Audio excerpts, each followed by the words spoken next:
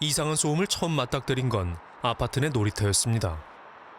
거기서 핸드폰을 보면 그네 앉아있는데 거기서 후닥후닥후닥 뭐가 소리 들리는 거예요. 원래 막 빗자루 같은 거 퉁퉁 치고 소리 푸시게 이거 쥐 이러면서 소리 들려서 제가 너네부터 춤을 살펴봤어요.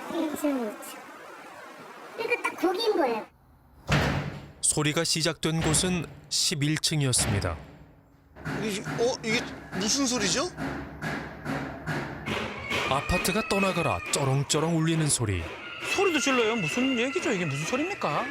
어이구, 저 지금 진짜 실제로 나는 소리잖아요. 진짜 소리입니다. 그러니까 시간마다 다를 뿐이었어요. 12시에 그런 애도 있었고 12시 반? 그때 안 그러면 2시. 그게 정기적으로 계속 그때마다 그래갖고 정체불명의 고성이 시도 때도 없이 들린다는데 이웃집은 괜찮을까? 바로 옆집에서 이제 들으시는 거죠? 그렇죠. 아이고, 한숨부터 쉬시네요. 이 할머니가 일어나는 시간이 4시 반 정도에서 5시인 것 같아요. 새벽에. 그러면 그때 일어나자마자 이제 이걸 시작하시는 거거든요. 할머니의 소라는 새벽잠을 깨우는 알람 소리가 된 지 오래랍니다. 아이고, 세상에. 이건 뭘 때리는지 모르겠어요, 저도. 뭔가를 때리는데 이렇게 쌍스러운 거를 를 짝짝 찢겨주고 아이고. 하루도 편할 날이 없었던 지난 1년 반. 말로 다 못할 고통의 시간이었습니다. 1년 반 동안 시달리는 거예요? 녹음 자료가 상당히 많네요. 이걸 다 모으셨네요.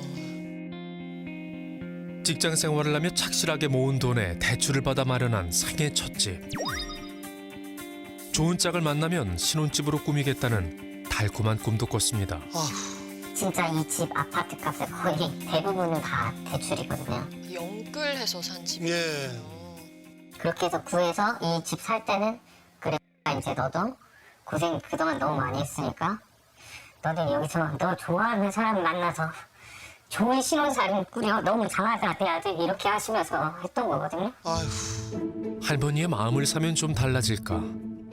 이웃집 어머니는 할머니께 반찬도 나눠드리고 말동무도 해드리며 가깝게 지냈다고 합니다. 저를 자주 부르고 음식도 나눠 먹고 혼자 계시니까 이제 안쓰럽잖아요. 그래서 이제 제가 얘기도 하고 이제 들락날락했죠. 처음 만났을 때 할머니는 다정하게 안부를 묻곤 했다는데요. 80대신데도 문자, 꽃. 네. 그쵸? 꽃 사진도 보내셨어요. 그러네요. 그런데 할머니의 연락이 부담스러울 정도로 잦아졌다고 합니다. 근데 집착 같아요. 많이 보내요, 너무. 저에 대한 모든 일거수일투족을 막 다 보고 있는 것 같아요. 왜냐면 제가 일이 있어서 아침에 갔다가 친구들 만나고 오면 한 4시, 5시가 되잖아요. 그러면 인제 어디 갔다가 인제 온다 이 소린 건데 제가 여기를 지나갈 수가 없는 거예요. 조심스럽고 그래서 까치발을 하고 다녔어요, 제가. 불편한 마음에 거리를 두자 하루아침에 돌변한 할머니. 집 앞을 지나가기만 해도 상상 이상의 욕이 날아왔습니다.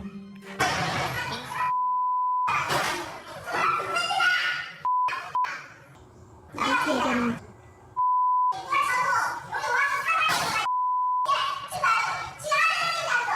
힘들잖아요. 직장도 그렇고 공부하는데도 지금 스트레스 만빵인데 그거를 갖고 애들이 받는 그것 때문에 너무 마음 아프죠.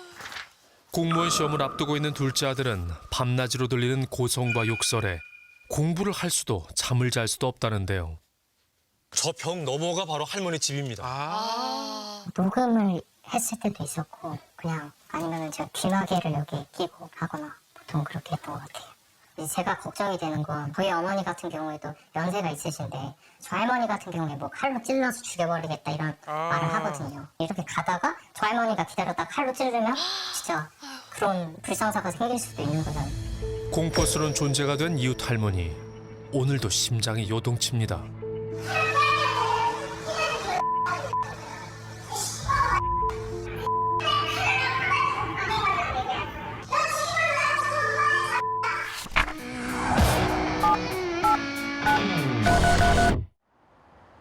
알람보다 먼저 잠을 깨우는 소리. 또 시작됐습니다. 6일 새벽 6시 20분 시작됐습니다. 집안에서의 소리가 복도까지 울립니다.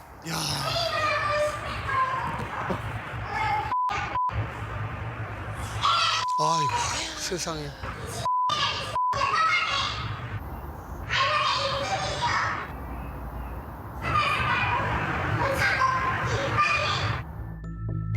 잠잠해질 기미가 보이지 않자 결국 경찰에 신고했습니다. 아,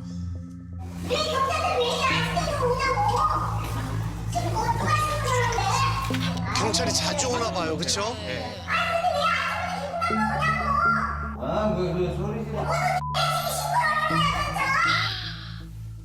경찰이 돌아가고 나서야 조용해진 할머니. 그런데 지금 문이 열린 것 같은데요? 촬영하다가 지금 놀란 상황이죠? 예, 지금. 네. 할머니 딱 걸렸어요, 걸린 지금. 것 같아요. 할머니 걸린 것 같아요. 안녕하세요. 그냥 잠깐 일 있어가지고 들렸어요. 아침에 집에 갈 신고 있어? 아니요, 저는 신고 안 했는데. 이리 와, 너. 저 들어가도 될까요? 무슨 얘기가 하고 싶으신 걸까? 나도 60살에 전문대학교 사회복지가 나왔어. 나 여고 나왔어. 저기 대대장을 했어. 명문고 출신이시네요. 방송국 아니 혹시? 맞아요. 어떻게 알았지? MBC 방송 네. 어디 꽂냐 봐야지. 목소리가 딱 끼어. 사실 전날 할머니를 찾아갔다가 문전박대를 당했던 제작진. 아, 잠깐 말씀 좀 나눌 수 있을까요? 할머니랑 잠깐 이야기하려고요. 필요 없어요, 아니. 할머니 잠깐만 만나주시면 안 될까요? 그런데 어쩐 일인지 오늘은 이야기를 잘 들어주십니다. 할머니께서 이제 욕을 본인들한테 하시더라 이렇게 말씀을 하시더라고요. 아니야. 이제 지나다니면서 저 할머니한테 욕을 하는데 자기 보고 욕은 줄 알고. 그건 오해야. 아 그래요? 저녁은 또 친들이 요리 옮기고 낮에는 요리 갖다 놓고 아까 갖다 놨어. 아까 끄스다 놨어. 가서 구조를 봐봐. 할머니는 윗집에 욕을 한 거였다고 하는데요. 수시로 가구를 옮겨 그 소음 때문에 살 수가 없다는 겁니다. 많이 시끄러운가 보네요. 이 식탁을 둘이 끄고 저 텔레비전 들어 가.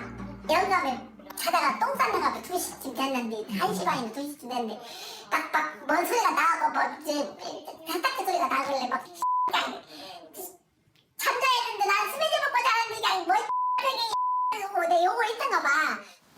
그렇다면 윗집은 층간소음 때문에 할머니가 힘들어하고 있다는 걸 알고 있을까? 할머니 할아버지 두 분이 사시는 것 같은데요. 네요. 그 아랫집에서 하는 말이 집에서 뭐 짐을 계속 옮긴다 뭐 이런 말 하던데. 내가 지금도 무엇을 옮겨요 내가. 나이 85이니 맨날 가로댕기는 것도 퉁퉁거리고 가로댕긴다고 그러고 뭐든 이제 시비야 시비. 할아버지가 뭐 똥을 싸서 밤새도록 둘이 똥빨리 아니라고 자기 잠 못 자도 미쳐서 할아버지가 뭐 밤새도록 무슨 똥을 싸요? 하루 종일 별 움직임이 없다는 노부부. 할아버지께서 병중이라 무거운 살림을 옮길 수도 없다는데요. 그러게요. 그렇다면 아랫집 할머니는 왜 그러는 걸까? 이제 한 2년 동안 이제 잘했어요 이제. 반찬을 달라고 와요. 우리 저 된장 같은 거 다 못 먹고 이제 그러니까 된장도 달라고 사발로 퍼주고 작년 8월인가 봐 이제 추석 이후로 이제 나를 이제 욕을 하고 그러고 댕기는데 그러니까 내가 들으면 가만히 있어요? 나도 이제 그래서 하마다 이제 대고 해지. 언니 동생하며 잘 지내다 사소한 싸움으로 등을 돌린 뒤 아랫집 할머니의 괴롭힘이 시작됐다고 합니다. 아까 옆집이랑 상황이 비슷한 것 같아요. 남쪽의 경우 그런 거 없어요. 전화를 해서 저 할아버지도 이놈들을 완전히 어죽하겠어 뭐 찢어지고 그러고 막 요거를 오죽해서 전화 안 쓴 지 1년 넘었어요. 이거 아 전화를 얼마나 했길래? 전화선을 빼버리고 발길도 끊어버렸습니다.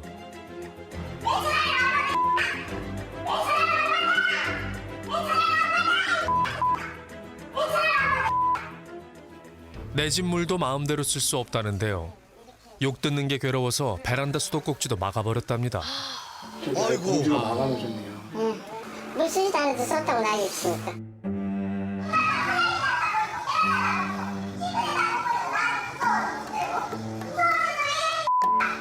아니 그래도 계속 물소리가 난다고 하시니까요. 할머니와 이웃사촌으로 지내다 변을 당한 이들이 한둘이 아니었습니다. 할머니가 자기 도와달라고 해가지고 커튼 달아달래요. 그래서 커튼을 달아드리고 내려왔는데 똑같으면 이렇게 달면 안 되지 하면서 또 욕을 막 하시는 거예요. 그리고 나서 저희가 최대한 피해 다녔어요. 할머니 주무시는 시간에도 많이 무서웠고 이제 빨리 이사 가야겠다라는 생각만 했었었죠.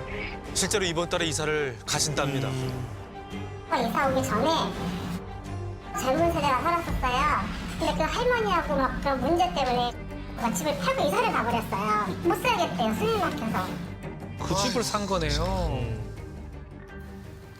그동안 주민들의 민원은 없었을까? 일을 할 수가 없어요. 할머니 전화를 너무 많이 해서. 아, 할머니가 민원을. 커튼 좀 달아달라. 문 앞에 음식물 쓰레기랑 쓰레기 내놨으니까 그것 좀 버려달라. 하루에도 수십 통의 전화 폭탄에 시달렸다고 합니다. 하루에 할머니가 15분, 10분, 15분, 10분에 하루에 20통만 예상시 전화를 하셨는데 제가 한 1년 6개월 열심히 받아드렸거든요. 네. 업무에 지장이 많아 전화를 피하자 돌아온 건 역시나 세상 험한 욕이었습니다. 가십니다.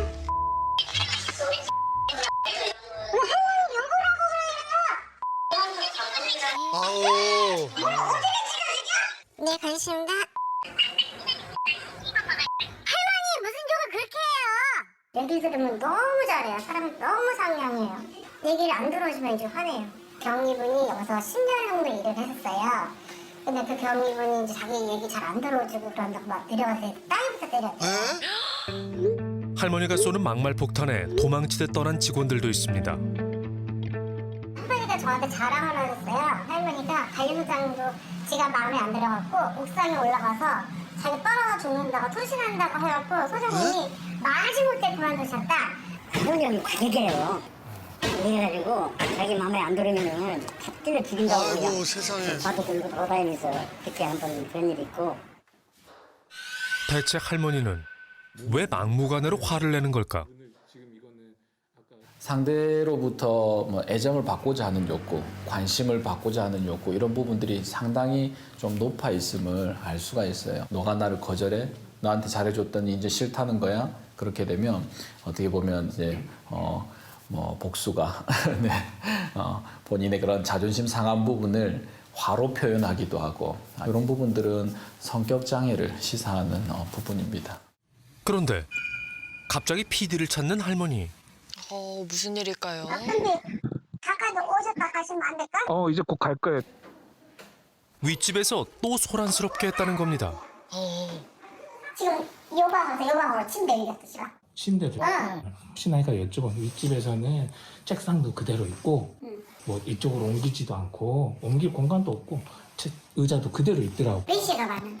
오늘 5시, 6시 그때. 그러니까 옮긴 다음에 가는 거야. 옮긴 다음에. 그래. 층간소음으로 괴로울 땐 할머니만의 해소법이 있다는데요. 아, 그래요? 요거. 이거는 뭐예요? 여기서 자꾸 일어나야 해요. 내가 일어나도 못이요. 허리 수술 이후에 설치한 건데 때에 따라 용도가 바뀝니다. 요. 차분하지. 네.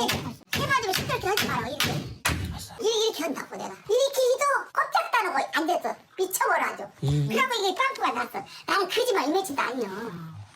이게 너무 시끄러우니까 이거 안 하시면 안 돼요. 눈 감고 오면 하나도 안 들려.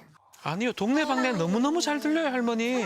그리고 내가 비어나면 이렇게 닫아버려. 그게 그 소리 들고 그래요. 비어나면 이렇게 그냥 저 집에 하면 뭐 소리 지르고 이렇게 하는 게 그 소리 듣고 그러는 거야. 따로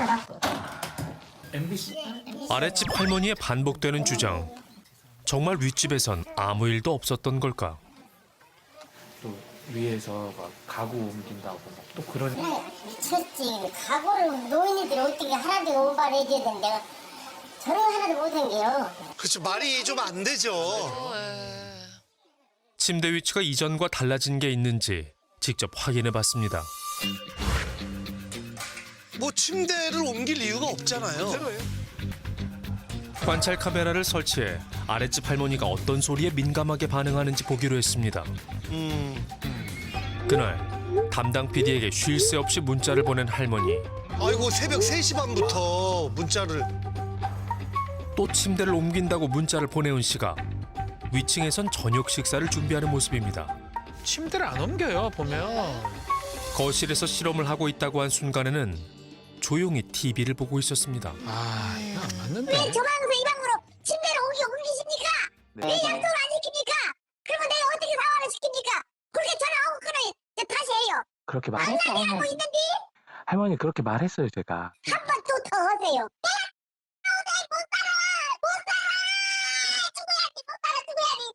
PD 눈 떨리는 거 보세요. 진짜 못 살아. 아이고 못 살아.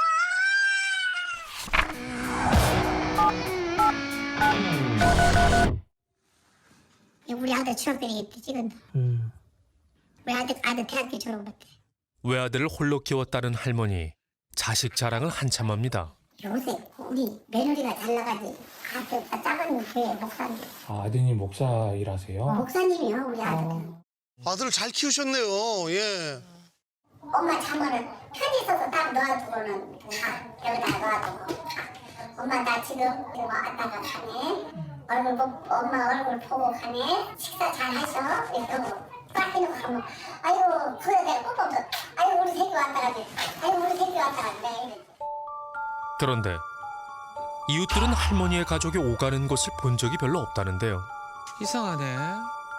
추석 때 어떨 땐 안 올 때도 있고 설날에만 한 번 올 때도 있고 내가 설날에 아들하고 며느리가 왔다가 한 1시간 정도 있다가 가는 것은 봤어요. 한 번 봤는데 이분이 계속 혼자 있었어요. 어느 누구도 오는 사람이 없었어요. 이사 온 뒤로 평화로운 일상을 빼앗긴 이웃집. 괴롭기도 하지만 할머니가 걱정되기도 합니다. 제가 봤을 땐 약간 분노 조절장애 이런 것들이 있었다고 약간 생각이 좀 들어요. 좀 치매가 있으신 게 아닌가라는 생각을 했었고 순간적으로 약간 정신이 돌아버린다라고 해야 되나? 그런 느낌을 많이 받았어요. 이웃집은 관할구청 정신건강복지센터에 도움을 요청했습니다. 혹시 할머니에게 무슨 문제가 있는 건 아닌지 확인차 가정 방문을 나왔는데요. 상담 결과는 어땠을까? 만약 문제가 있으면 치료도 도와줍니다. 약간의 망상하고 피해자 걸리고 있으신 것 같긴 해요. 근데 치매는 아니잖아요. 연세치고는 그 에너지가 되게 높으신 편이시거든요.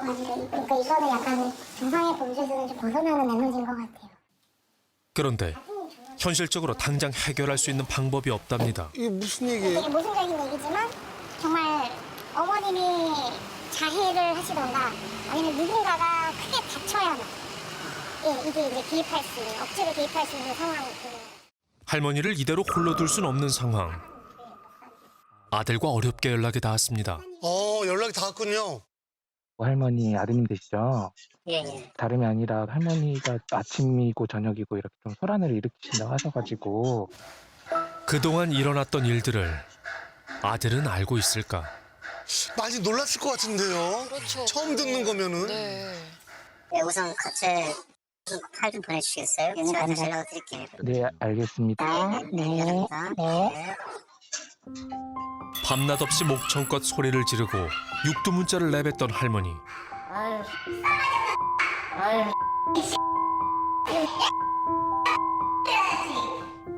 아들의 도움을 받아 이웃과의 갈등을 풀고 싶었지만 끝내 만날 수 없었습니다. 아, 그래요?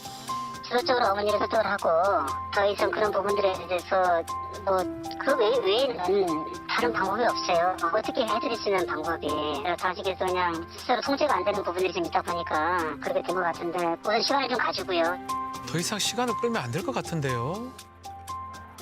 그런데 예상치 못한 평화가 찾아왔다는데요. 네? 3일은 진짜 천국이었어요. 우리가 천국 누리고 있었어요. 엄마 이상하지? 왜 그러지? 좀 생각했대. 이상하다고 생각했을 건데 딱 그러고는 오늘 아침에 그 얘기를 딱 하더라고요. 아이고, 다시 또 시작한 거예요? 할머니가 경찰을 다시 신고했습니다, 지금.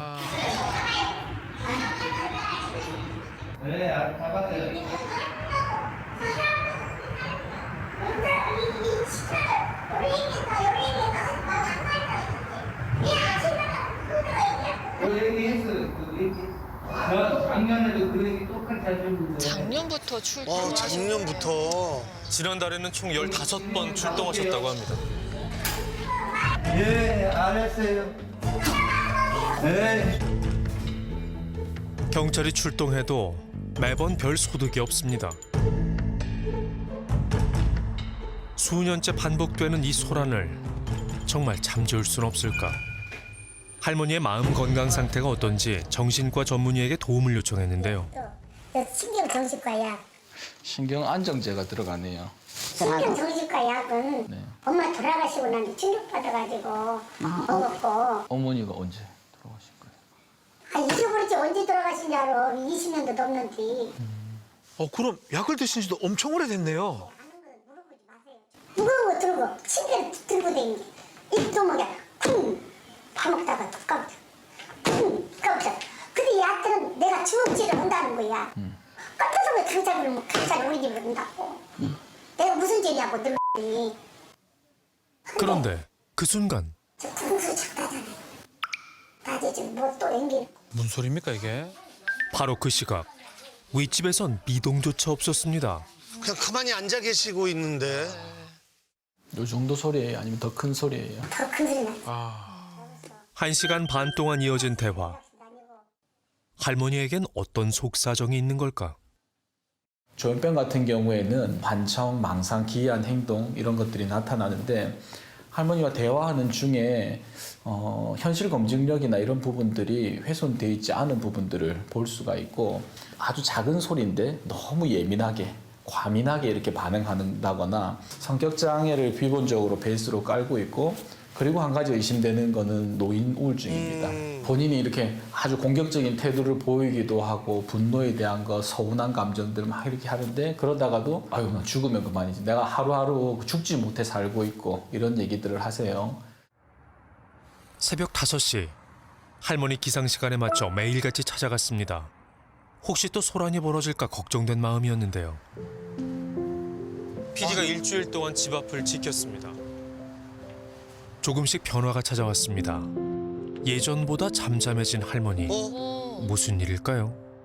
뭐 확실히 그 방송이 촬영하고 피디님께서도 할머니를 이렇게 인터뷰도 하시고 그런 뒤로는 확실히 조금 덜한데 사실 이게 이제 다 끝나고 나면 또 다시 예전으로 돌아가지 않을까 걱정이 많이 돼요.